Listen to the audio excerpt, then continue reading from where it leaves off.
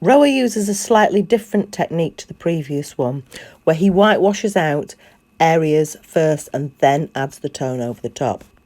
Like before, you need to decide which image you're drawing and where you're going to place it. Start to sketch the shapes out lightly. You won't be putting so many internal details in this because you're wanting to get the outside shape so that you know which areas you're going to white out with your Tipp-Ex. Think about where you're going to draw different bits, make corrections if you need to, but remember, you can adapt certain things to go with the environment you're working in. So I could have extended the tail and made it curve around the window or something like that, so that like ROA, I was interacting with the actual urban canvas that I was working on.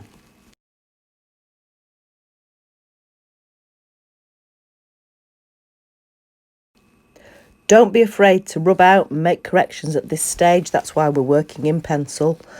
And then we can start to make a more permanent mark when we're sure everything's in the right place.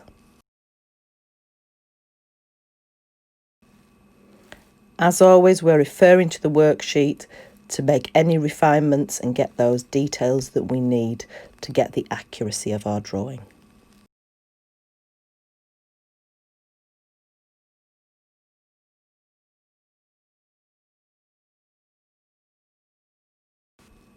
For adding the white detail, there are a series of options as pictured here. The main one that I tend to use is the correction fluid or the Tipp-Ex, but you can use a white pen to define the edges and details. Don't worry if you don't have a white gel pen. You can always go over with a black biro. It's just trying to make it so that you can see where the edge is that you're going to start making your Tipp-Ex mark. As you draw, you pick out the outline, making sure that you are making any alterations that you may need to make to that shape as you go along, because this is going to be your guide when you come to add the Tipp-Ex.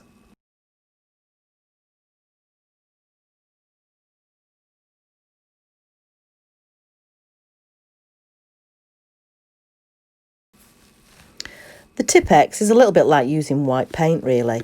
We can put a base down and then we can work over the top. As you can see, I'm using the brush to go along the edges first, so I get that definition around the edge. Really, I would probably have been better to have rotated my paper and work in one direction. I think I'll do that later on.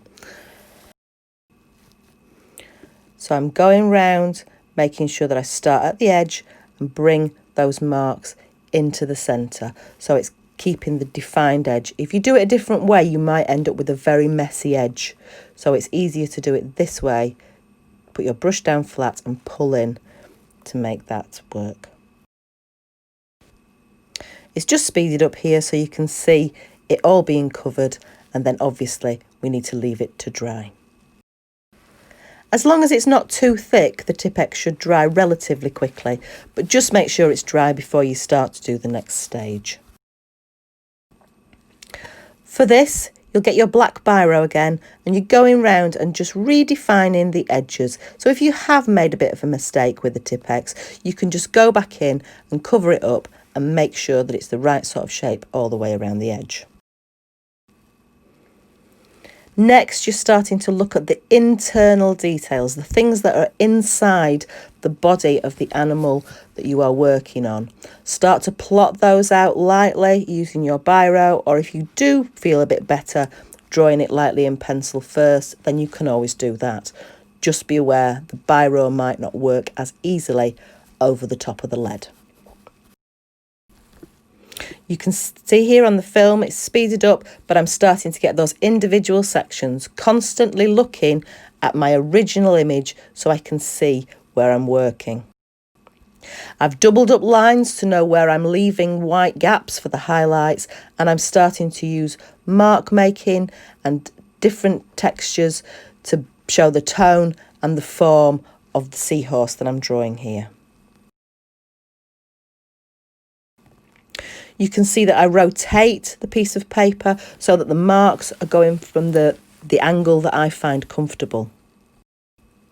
Once you've got it all drawn out, look at it, See if there's any little bits that you need to change or alter, make any reviews or alterations as you go along. Here I'm just working back into it with a white gel pen. It might be that you're working in with a biro. It just depends on which bits you need to enhance or alter or change to make it the most successful drawing it can be. Once you've completed, you're ready to stick it in on the left-hand page of your sketchbook. Brilliant.